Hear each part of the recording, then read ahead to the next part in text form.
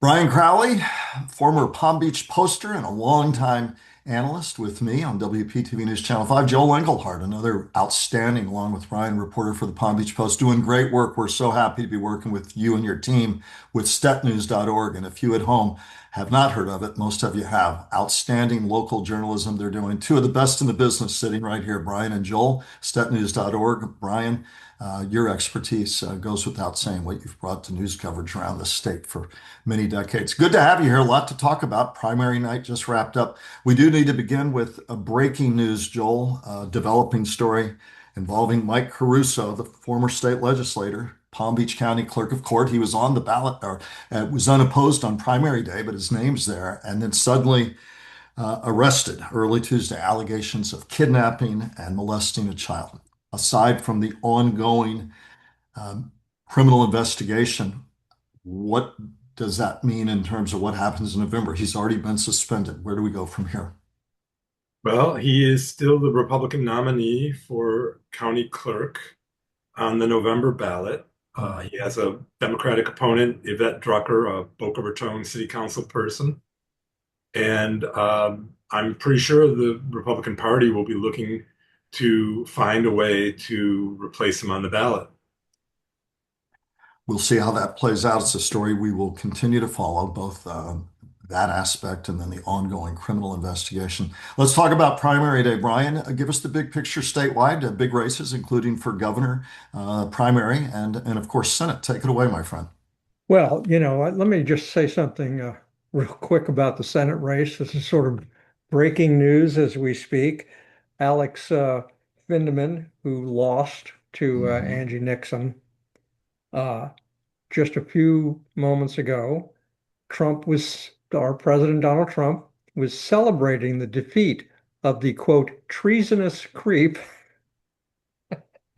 and calls for him to be prosecuted. Of course, we know that Mr. Vindman was involved in the impeachment proceedings and everything for Yeah, Donald Trump. So, yeah.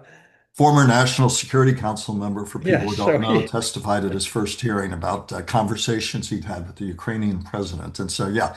there's Um, always some drama that, and mhm. of course, Yeah. always have lots of drama in Florida elections. But who would have thunk it? This one, right? Yeah, didn't take long. Talk about the Senate race, gubernatorial race, primaries, of course, each side. Your thoughts? Well, starting with the governor's race, you know, David Jolly and won the Democratic nomination. Byron Donalds won the Republican nomination. No surprise. But uh, neither had really serious competition in the races. Donalds raised $100 million. His opponents, combined barely raised $10 million. Um, Jolly, he didn't really have a serious rival in his primary for the Democratic nomination.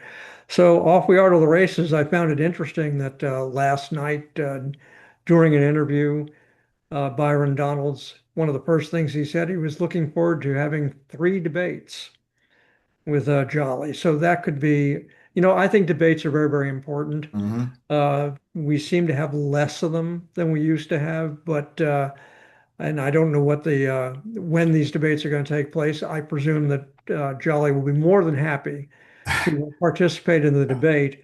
Um, so that'll be good for Florida voters. We'll get a lot of information because, in one sense, um, not a lot is known by most Floridians of these guys. I mean, Mhm. David Jolly is a former Republican, turned independent, turned Democrat, who was, in the St. Pete, Tampa area congressman briefly, and Byron Donalds, congressman from Naples. So you get outside of those two areas, it's not like they were on your radar all the time. So it will be interesting to see how they try to influence the voters this time, because the biggest change after you get the nomination is you're not going after your own folks anymore. Everybody. Now you have to try to win over no party voters. Yeah. You ideally want to vote, grab off a few from whether you're, trying to grab them from Republicans or Democrats, but you need to grab some of those, especially if you're a Democrat, since unregistered Republicans are so far ahead of them. So often at this point, you start to see the dialogue change. They'll get a little more moderate on some of the issues as opposed to hardcore, because they're trying to influence those Yeah. other voters. But so we're at an interesting phase that now starts between now and November 3rd. Indeed, we are. I was curious, Joel, you always have your ear so well to the ground locally. What are local Democrats and Republicans saying? I mean, Dave Jolly is going to face a huge, massive deficit in terms of fundraising. He's got to wait and see what Democrats are saying and if they can encourage their colleagues nationally to jump in and pump some money in. Ergo, why he'll be thankful, even though he and Donald stiff-armed people in the primary for debates, but now happy to do it for any free airtime. Anything at the local level you're hearing in terms of where Democrats' heads are at or Republicans just yet about the shape of things to come and fundraising and challenges therein? No, I can't say that I'm on board with anything right yet. It was just yesterday. But one thing I thought interesting is one of the questions that came up earlier was, is Donald's showing of only getting 48% of the vote a factor like in his popularity within the Republican Party? And of course, it was a very crowded field. But if you look at some of these little counties, they voted for Jay Collins, like Washington County and Waukeula was very close. And in Union County, Collins won the county with 557 votes over 519 to Donald. So the Panhandle might be a tougher spot for Byron Donalds. And I don't know how Jolly would do there, but Jolly is more moderate than a typical Democrat than, say, Angie Nixon in the Senate race. So he may have more appeal across the aisle. But right now, and I don't know what the local Democrats and Republicans are saying, but I think the local Republicans would say that Byron Donalds looks unbeatable right now. Hmm. Yeah. You raise a point, Brian, you've talked about this, and we have to bring it up. You would think in the year 2026 you don't, but Byron Donalds was asked last night, should he be elected, would be the first black governor in Florida history. And there's that dynamic that he addressed, but that is something that is part of the storytelling right now. How will that play in Florida? He will make history should he be elected. Yeah, it's certainly possible that that for a certain, ideally very, very small percentage of voters, race may play an issue, and they may oppose him just based on his race. That would be unfortunate that we still have an element like that. But the reality is that there is a small group of people who race will play an issue in how they vote or decide not to vote because they don't want to vote for the Democrat. Uh, but in one sense, you can look at it as the kind of progress that this state and much of the nation has made over the last 50 years. Uh, when I was growing up in Florida, nobody would have given a thought to having anybody that was African American elected to anything. So the fact that we've moved this far along in this state is a good thing for the state, regardless of who wins the general election. Um, but there's not going to be much talk about that. They're going to talk about, their issues. Jolly wants to come across as the guy who wants to get past all the shouting and the screaming and the hatred in both parties. He wants to be the moderate guy who brings everybody together. Mhm. Um, he thinks that voters, a significant percentage of voters, uh, are tired of all the fighting on both sides, that Mhm. they're ready to have somebody who will try to unite everybody and and and push back on that. He thinks they're tired of Trump and what's going on with him.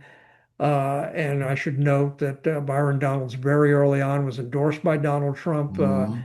I have a, you know, Trump will be at Mar-a-Lago probably in the next month or so for his winter retreat, and he will more than likely start campaigning for Donalds, at least have one or two rallies, I suspect, for him. So we'll see what kind of impact that has. But the Democrats believe and that people are getting tired of what Trump is doing, and that they're also very worried about the economy as they've watched gas prices go up, groceries go up, uh, and on a more state level, property insurance go up, the price of homes, price of apartments go up. For a lot of young people, it's become unaffordable. And the Democrats think that may be enough of an issue to help bring more voters over to their side. Well, at least early on, both are saying, I'll be the affordability candidate. And we're going to have a property tax amendment that's going to kind of play into that argument. Joel, I hear it anywhere in the state, locally, regionally, or statewide. I hear it all the time from folks, the affordability argument, the affordability debate. And you're shaking your head. I know you hear the same thing. I mean, it's driving so many of the discussions right now, Joel. Absolutely. And it'll be real interesting to see how Jolly and Angie Nixon mesh in terms of getting national attention because And really, let's just jump. Angie Nixon, of course, the Democratic, avowed Democratic socialist, advocating for Medicare for all, among other things, minimum wage, minimum $25 as the base for minimum wage. And she really, with outspent 6-1, thumps Vindman, Alex Vindman, the aforementioned Mr. Vindman, in the Democratic primary for Senate. I just wanted to place set for that. So the yeah, interest level there will be what in your mind? well, Brian just described Jolly as a very moderate, and we know that Angie is a little bit further to the left. And the big issue for funding campaigns is churning the Senate. But if they don't think she can win and defeat an incumbent senator, will Jolly also suffer from losing national exposure and potential for national money? Yeah, it really will say something early on. I mean, if not, it would have been unheard of, well, a long time ago, maybe now, for national Democrats not to jump in. And what used to be a bellwether state, now it's a solid red state. So it's a sign of the times that we're even having a discussion about the DNC not licking its chops at prospects in Florida. It says how far Florida's come as a solid red state. And a giant hill to climb with voter registration favoring Republicans. Byron Donalds with a massive fundraising lead. That's why David Jolly will welcome any chance to have free airtime with him. You never know what's going to happen in November, though. What will the turnout be? Will there be an enthusiasm gap? Where will the independents go? More than a quarter of the electorate. All very interesting. Angie Nixon, we're going to talk about Congress more, so she's a progressive surprise there. I want to ask both of you this. It's intriguing to me. Some progressives in congressional races that we'll talk about in South Florida got thumped, and we're going to talk about that. She did not obviously suffer from that at all. And Joel, you pointed out that I thought that perhaps in South Florida, the whole debate about Israel and the war might have favored those who are very pro-Israel. And we'll talk about the Lois Frankel race, and we'll talk about more about that momentarily. Jared Moskowitz and his primary. But you brought up something interesting that Angie Nixon did well in a place like Broward. So it's hard to read the tea leaves of what's driving people's thinking there. Yes, I saw on Facebook this morning a very prominent Palm Beach County Democrat Jewish attorney posted, I'm not going to be voting in the Senate race. There's going to be a lot of no votes because I can't vote for Angie Nixon because she said she would cut U.S. aid to Israel. And he's putting that out prominently on his Facebook page, and people are going to see it and they're going to say, I didn't know that she took that position. And maybe she'll moderate it, but it will hurt her in South Florida for sure.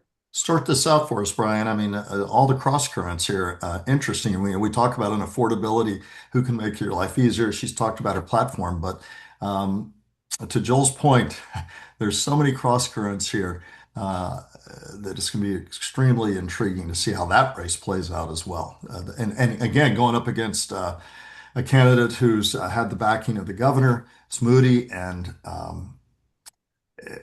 a giant hill to climb when we get to the general election, Brian, for the Well, Senate race. there's a growing number of particularly younger Democrats who are opposing the war that Israel is in and oppose the Netanyahu government. They don't oppose Israel. They don't oppose Jews. They oppose what's going on.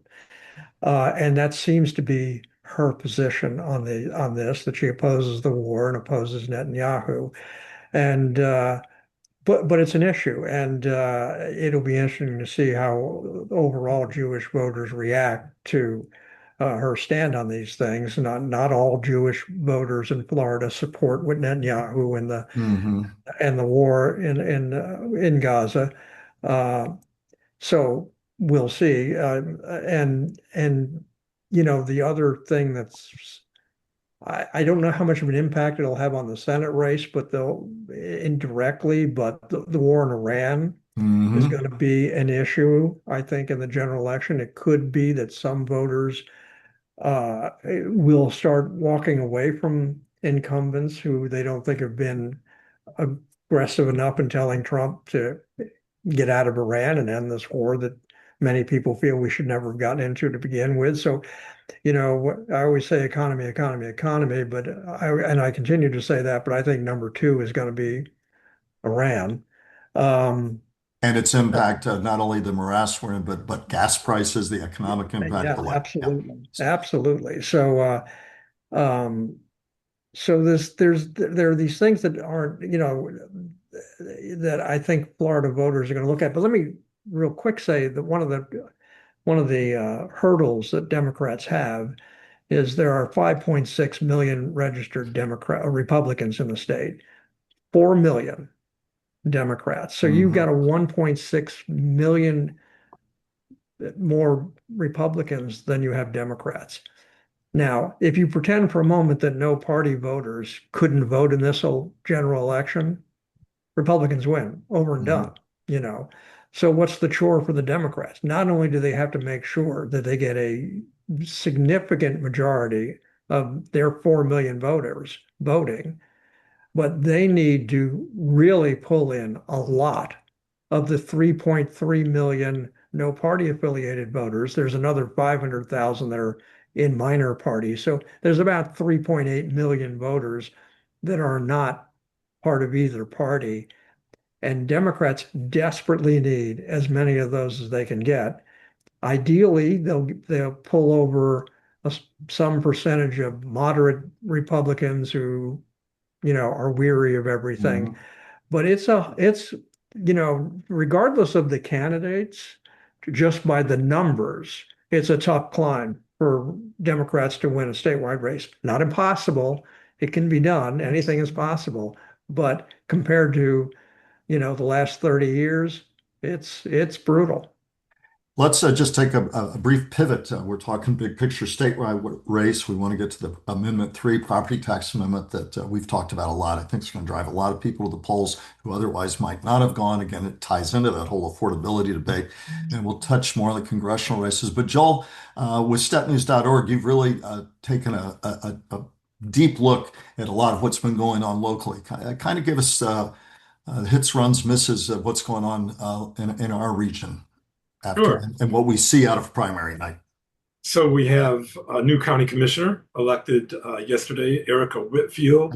She was a school board member. She ran for Greg Weiss's county commission seat. He was term limited. He's running for West Palm Beach mayor. And Erica won her primary, which was an open primary, 22,000 voters. She is elected. We have a new school board member, John McGovern. He was a former Wellington Village Council member, Hmm. and he had a three-way battle for a school board seat. He won a majority, over 50% of the vote, so he is elected. We have another school board seat that looks to me like it's going to go to a runoff. There were four candidates, and Christina Romulus was the lead of the four, and she'll face a second candidate who came in. The second place candidate will face her on November 3rd. Um, we will have a rematch in November of the race that gained a lot of attention for the state house seat that represents Mar-a-Lago, where Emily Gregory was unopposed, and she will have a rematch with John Maples, who won his primary. So it'll be Maples versus Gregory Hmm. again for the seat that controls Donald Trump's state house interests. Um, then the And most before you move on, have culture wars abated in terms of being the centerpiece of a lot of school board debates? We were seeing a lot of that last a, year. What was the sense? a little bit, Yeah. Yeah, I was We just didn't get a curious. sense of that nearly as much, even statewide. Okay. There was Yeah, a lot less of it the, put there me was to a lot mind of less what of we've the, seen the last several cycles, but go on. there was a Thanks. lot less of the Moms for Liberty action. It looks like they've kind of lost some of their power. Uh, And go on, please. so the big race on the county commission was the Republican primary of the incumbent Sarah Baxter. She is the mayor, Yeah. and she faced off with Elizabeth Accomando, who was from the Indian Trail Improvement District. And of course, Sarah Baxter's had a lot of bad publicity in the last 5 months, but she won the race handily, 60-40. Well, for people who aren't familiar, give us the 30-second, including the latest allegations she faces that did not impact her at all in the primary. That's for sure. She's been the one that wanted security for county commissioners. She had a security detail drive her to the National Collegiate Football Championship game, and she sat in developer Stephen Ross's box at the game. A few days later, she went to the airport hangar and demanded a ride at 9 o'clock at night on a county sheriff helicopter, which she said was to help the security agent determine how long it would take to fly to her house. She, in recent days, right before the election, the Palm Beach Post broke the story that she had an aide who was pregnant, and she was trying to hook this aide up with a 77-year-old South County power broker who was nameless in this report, and that this woman said no, and basically Sarah took away her job.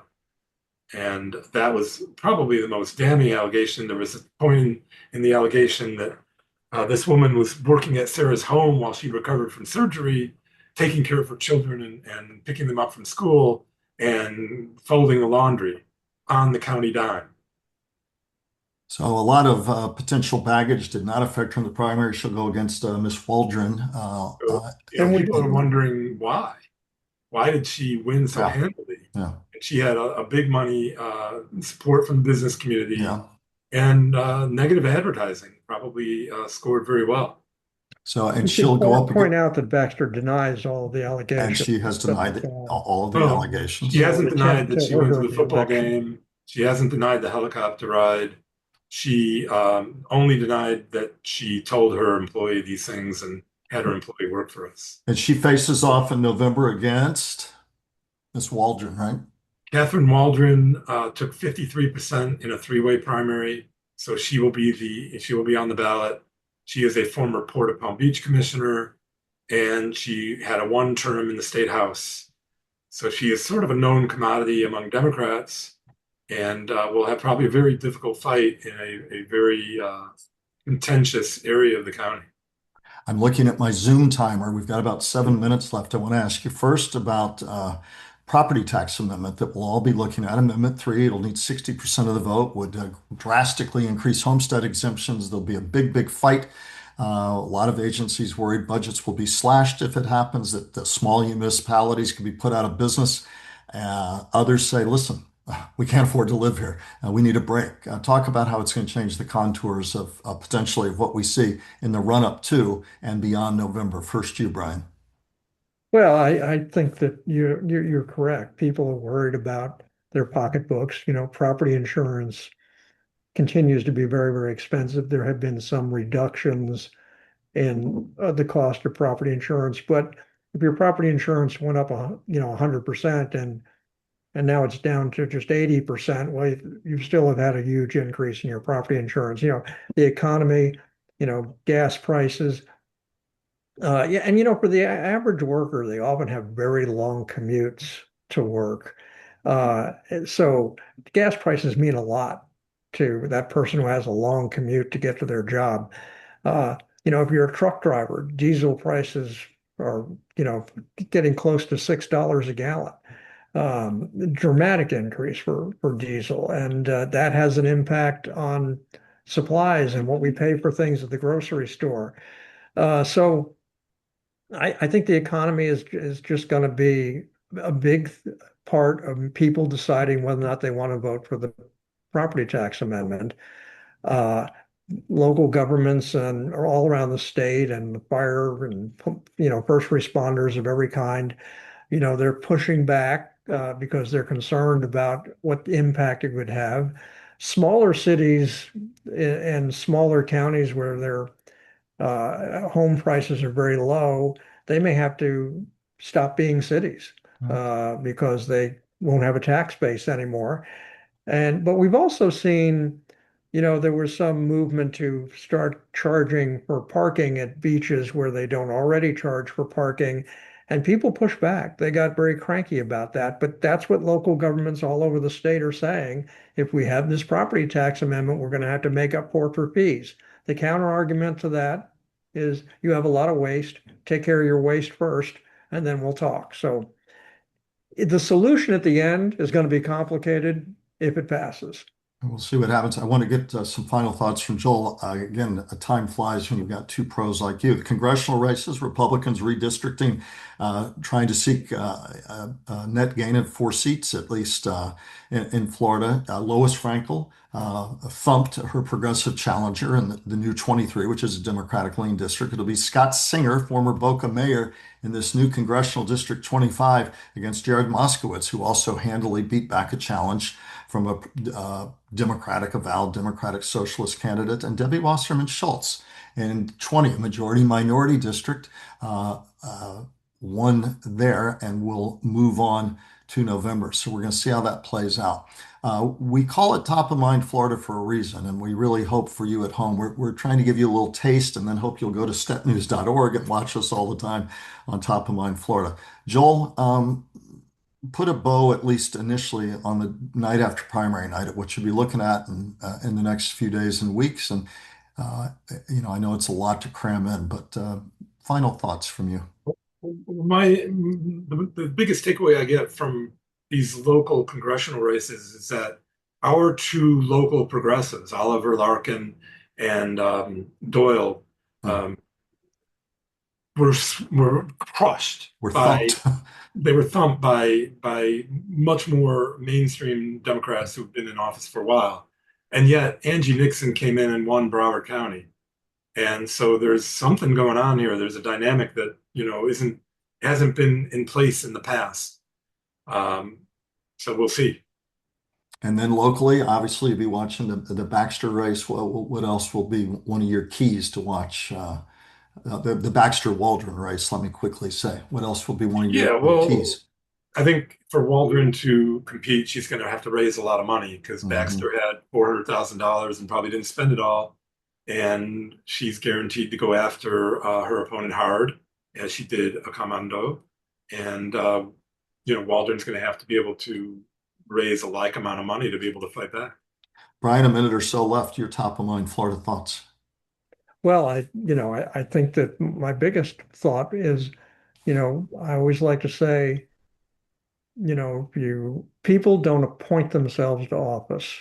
They get elected. So the responsibility for the direction our state is going in, our local governments are going into, falls on the voters. So pay attention to the issues, pay attention to who the candidates are, and vote. And then let me just wrap up by saying thank you for watching Top of Mind Florida. I hope you subscribe. And if you don't, by golly, subscribe. That's right. And Joel, give a little pitch for Stet News as well. It's a wonderful. I'm a subscriber. As are we. And Joel to Top of Mind Florida and statnews.org is doing wonderful work. We're lucky to have voices like Joel's, like Brian's. We enjoy Top of Mind Florida. It's we were to the point on WPTV for many years, and Joel was a guest. But it's important for the work that you all and all of us continue to do as we get out there in this fractured media environment to try and make some sense out of a very dynamic landscape. Joel, appreciate your time as always. Let's do this again and more often. I enjoyed it. And Brian, where's the dog and cat? I don't see them. They're out there tearing up the yard. Your brand new yard, I know for a fact. Gentlemen, we thank you both. Thank you very much.